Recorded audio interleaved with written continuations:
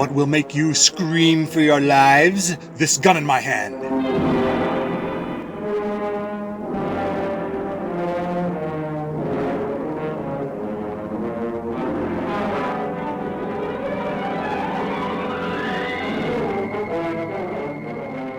Falk Zildjian, unparalleled hero by virtue of the fact that he carries a gun, strides into County General Hospital.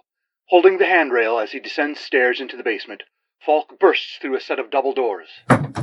All right, where's the debonair? Word on the street is he was seen here not 15 minutes ago. The doctor who rushes to speak with Zildjian is tall and thin, wearing a blue cotton suit with a high-collared cape. His dark hair is graying at the temples. He wears a bushy mustache, not quite as wide as his mouth, and eyeglasses with a brown tint that's heavier at the top and fades towards the bottom. What's the meaning of this? Perhaps you're not harboring a fugitive here, Dr. Strange. It's pronounced strange. Rhymes with flange. Sorry, I was just reading it off your name tag. Perhaps you're not intentionally harboring a fugitive here, Dr. Strange.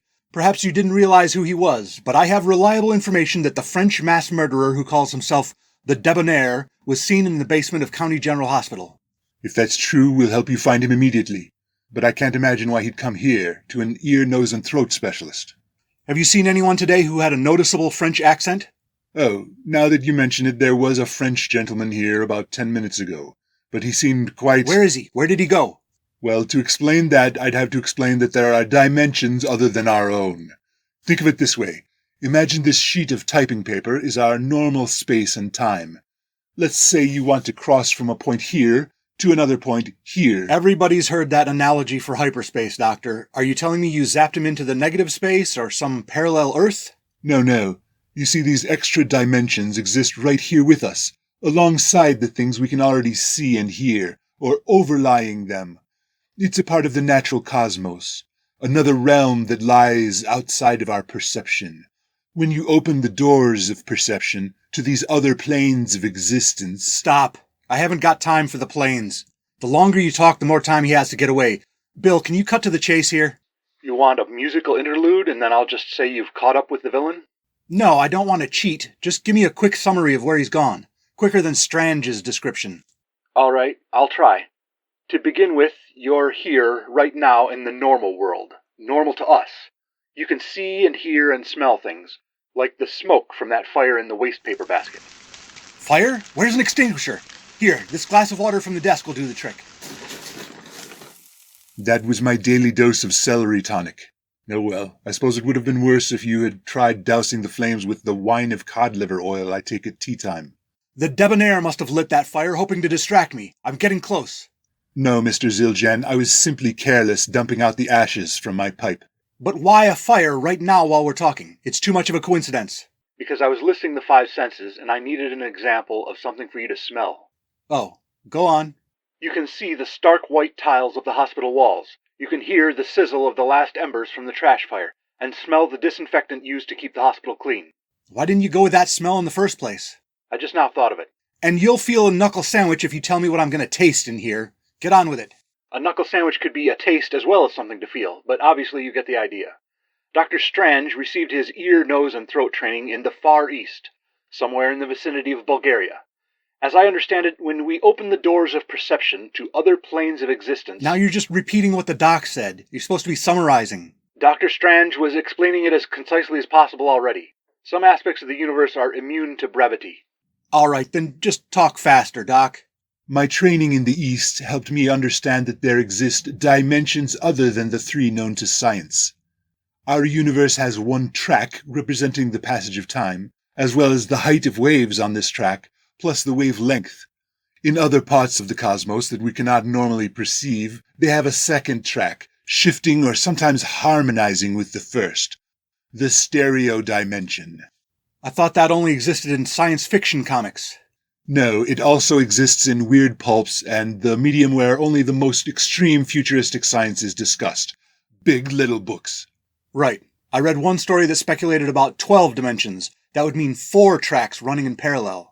Indeed, the quadraphonic realm. Even a brief visit there would be too much for our fragile human minds. It would drive a sound engineer insane. The only thing that could live in that nightmare world would be gangs of dapper young British men on scooters. So you're saying the debonair has penetrated beyond the where into the who? What? No. He came to my office and asked me about the other dimensions. And you were able to get it all out in less than 15 minutes? Yes, because he wasn't interrupting constantly. He wanted me to help him open the doors of perception so he could go there. I thought it would be harmless. I had no idea he was a murderer. He seemed so debonair. Great. If he'd just escaped from Parabellum City, I could catch him. But you helped him escape from this world. Well, open the door for me. I gotta stop him before he murders any six-dimensional people and starts a war between the worlds. Are you willing to follow my instructions to the letter, Mr. Zildjian? It will require experiences unlike anything you've felt before. Or smelled. Your mind may never recover from... Yes, do whatever it is and let me get after him. Did you go through all this with the debonair too? Of course. It's standard procedure. And I'll need you to sign this waiver of indemnity form. Let's see. Blah, blah, blah, resulting in injury, death, or madness. May result in... What's this part about stained teeth? You want to open the doors of perception, you have to bear the risks. Fine, whatever. Very good. Now let me decant 1 dram of liquid bread and 3 pea-sized portions of witch hazel jelly. Okay, I can see how that might stain teeth. 200 milliliters of water and 7 drops of Schiffer's electric oil. You want me to drink that? Good heavens, no. Just lean over it and waft the fumes toward your nose. Keep your mouth closed and only inhale through your nose. Ignoring this instruction is how you'll end up staining your teeth. I was afraid it was going to be... Wow! That would curl the feathers off a horse. Is this stuff legal?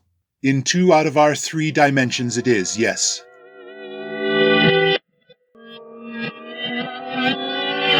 What's happening to me? I haven't felt this way since I chased the vaudevillain through a jazz club.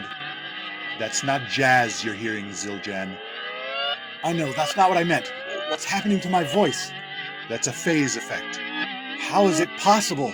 I thought the only effects in 1939 were recording through a coil of metal or leaning over an empty toilet tank. Don't forget speaking through a cardboard tube. We've been flown beyond 1939, my friend. Are we friends now? Yeah, sure, why not? Do you see the colors, the swirls? No, it's just the sound that's different. Good, if you had seen swirling colors, I would have wheeled you to the emergency room. You should be passing from the first chamber to the second chamber now. Wow. It's incredible. Uncanny. I think I'm gonna throw up. Use the wastepaper basket, please. No, never mind, it's passing. And you should now be passing into the third chamber. Whatever universe we're in now, what do you call this planet? Why, you're still on Earth, Zildjian. The exact same place you were, my suite in the basement of County General Hospital. It only seems different because you're perceiving 6 dimensions instead of 3. Where did you go? I'm right here. No cause for alarm. I, too, am here. Who is that? Come. Do not pretend to feign ignorance. It is I, the one and only Debonair.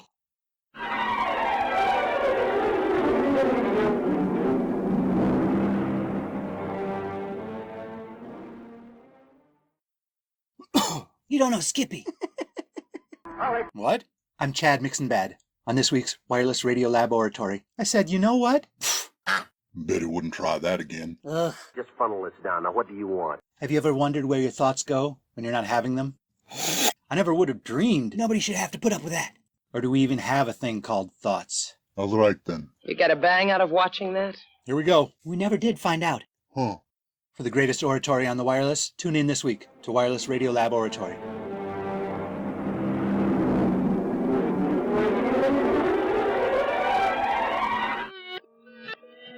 You will never catch me here in the 6th dimension, Falk Zildjian.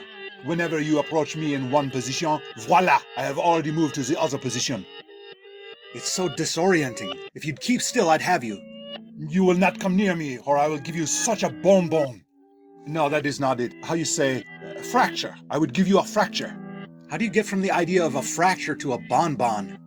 Inside of your arm, between the elbow and shoulder, is a bone, no? Yeah. I would break this into 2 pieces, where once you had bone, there would now be bonbon. These killings of yours are political, aren't they? No, I would not bring something ugly like politics into a beautiful thing like murder. I understand that the idea of right-wing and left-wing in politics comes from which side of the legislative assembly politicians sat on during the French Revolution. If you say it is so, I believe you. Sounds like something we would do. So you consider yourself neither left nor right? Where? Then you stand about the middle. Right here, I have you. Unhand me off, you Philistine! Don't let's get into a debate of the Balfour Declaration, debonair. You're going to jail for a long time. But you are no stronger than I am. I can simply break away. You have nothing that would force me to do your bidding. Don't I? No. You can't think of anything I have. No. Something that would give me an advantage? Something that would intimidate you? Not that I know of. You don't have any questions for me? No. What are you playing at? That's close enough. I'm not playing at it, but I'm playing with this gun in my hand. You should not play with guns. It's just an expression. Now move. You fool. How can a prison in only 3 dimensions contain me now that I exist across all 6 dimensions? It will contain you. You'll just sound weird when you rattle your tin cup against the bars. Oh la la.